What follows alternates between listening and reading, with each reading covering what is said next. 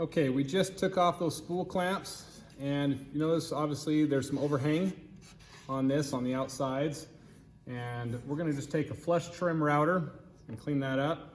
If you go downhill, like if you're starting here and it's gonna go down towards the middle, then over here you're gonna start here and come down. So every time you're coming, so I'm here, I'm gonna go down each time I'm coming around this. It'll just prevent it from chipping a little bit. We'll do both sides, front and back.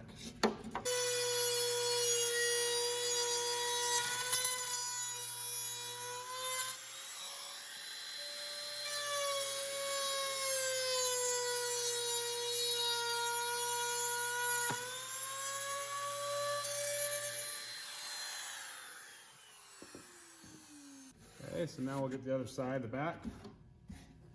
Same concept.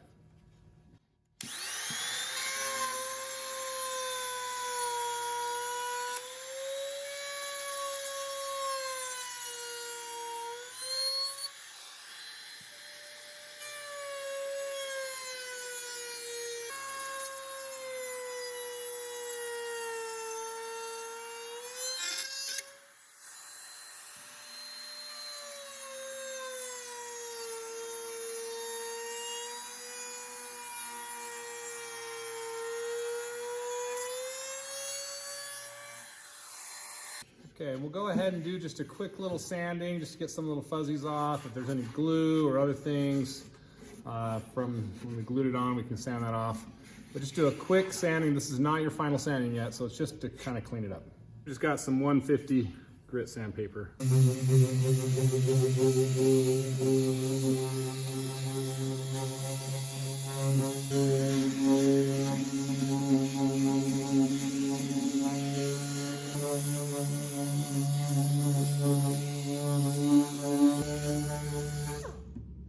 Okay, next we're gonna put the little end wedge right on the bottom of the guitar.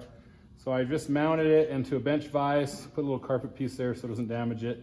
And you gotta be careful not to tighten too tight or you're gonna crush it, but you want it tight enough that it's snug in there.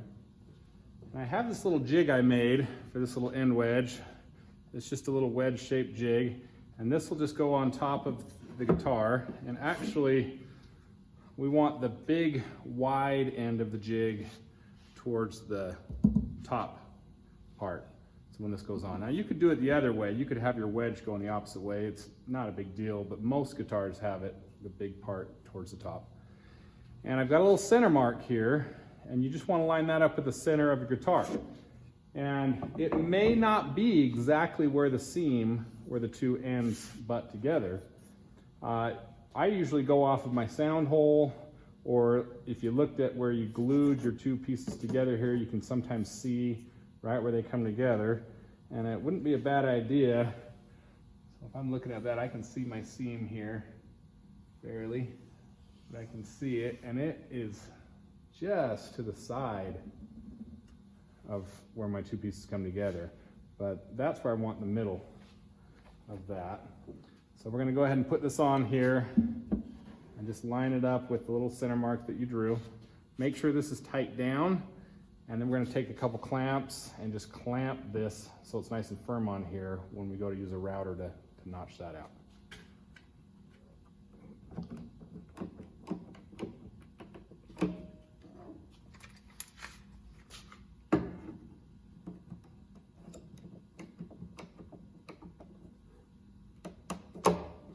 Just check to make sure that the jig's not gonna move. It should be nice and tight.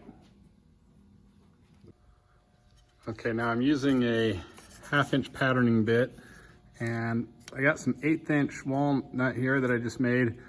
And you want the bit height, if I zoom in here, to be right the exact thickness down below the jig. So I'm kind of feeling with my finger. I can feel the tip of the bit exactly the same thickness as the wood. So you probably have to adjust the height of that bit just to get it so it's sticking below the jig. This jig here, it should be sticking below that, just the thickness of this wood.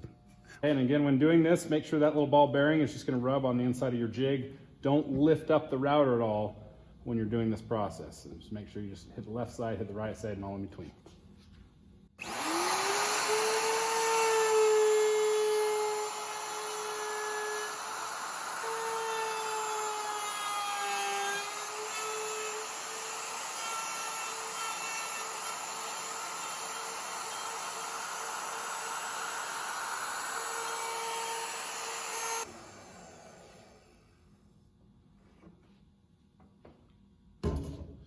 Before you take it off, just look at it, make sure it got a clean cut all the way around, it looks good, and then we'll go ahead and take off that jig.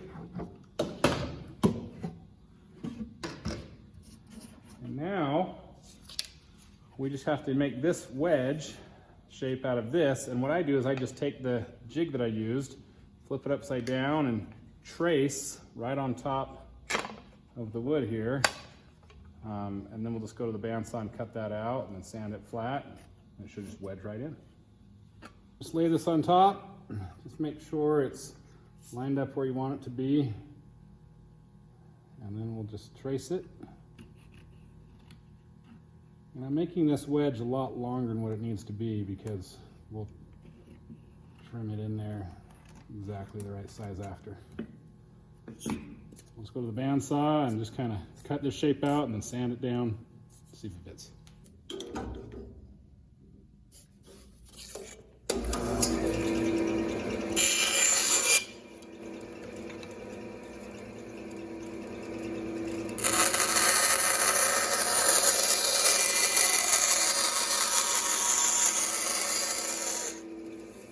Notice I'm leaving my line so we can sand down to the line.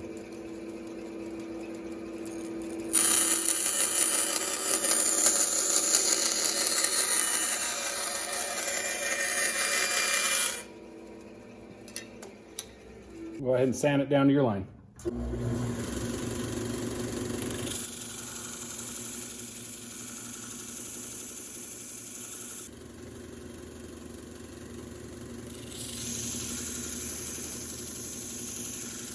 We'll just test to see if it fits. It should just kind of wedge in there.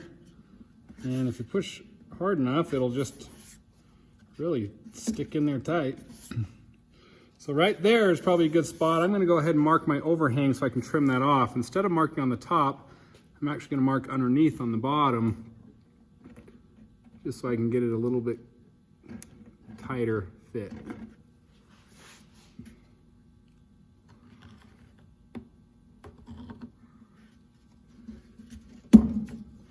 And we can see where to cut it and trim it down.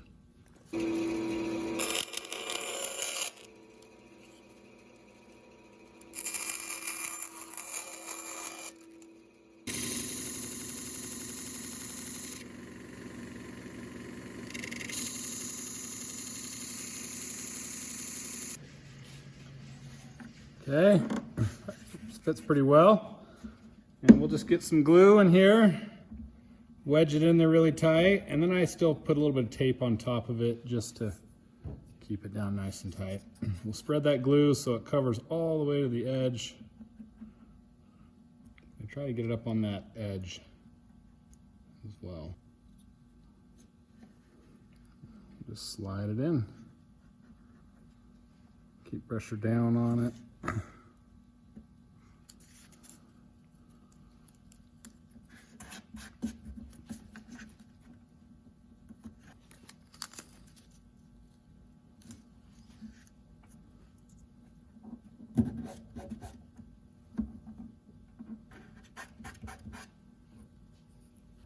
Okay, next we're going to work on the mortise where your neck is going to be attached. And I flipped the guitar around in the bench vise with some carpet. Again, tighten it up, snug so it's not going to move on me, but not so tight that it's going to crush it. And then we're going to take this jig here, and this will just place over top of the guitar. And it's important that we have the front of the guitar facing the same direction as this little mortise slot is facing. So don't put the jig on this way, that's going to be backwards. We want to make sure it goes on this way. Also, I have already marked the center based off of my sound hole or where the seam where the two boards came together. And again, it's not lined up exactly where my two boards came together, but it's pretty close.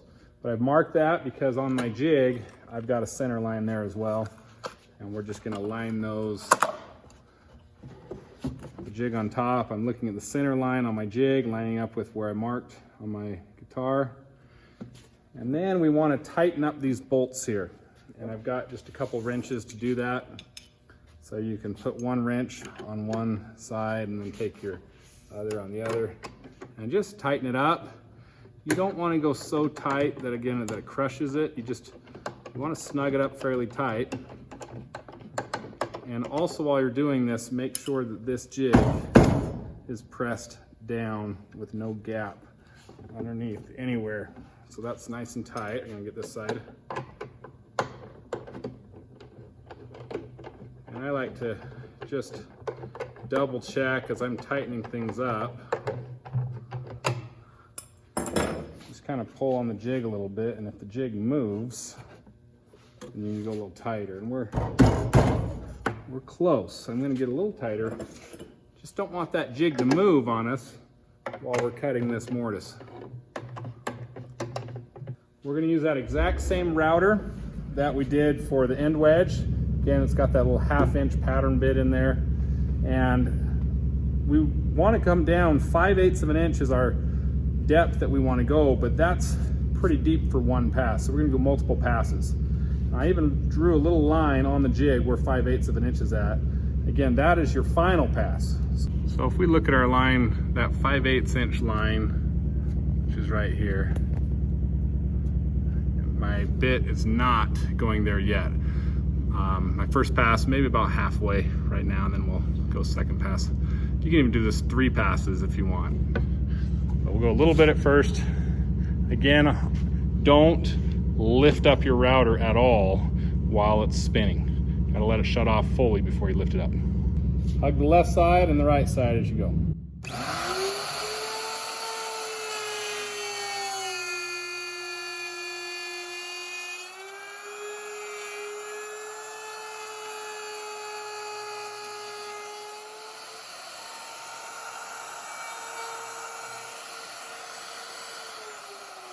I'm going to make sure that fully stops before I pull this out. I don't want any part of that bit to hit my jig. I'm going to go ahead and lower the bit to that 5/8 depth. Just loosen our little quick release on the back. And you can twist the router, and we're just getting it right down exactly to that line for how deep it's going. And then we'll go ahead and hit this again.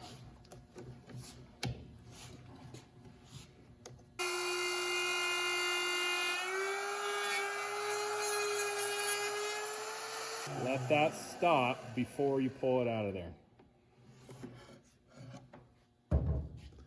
Okay, again, we're going to double check just before I remove the jig. Just look at it visually. Did it get everything clean? It looks great. We're going to go ahead and take this jig off. Just loosen up those bolts.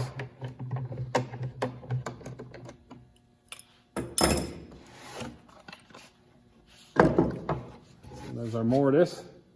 And if you remember, we've made our tenon on our neck. So you can go ahead and see if those fit together. It should be fairly snug.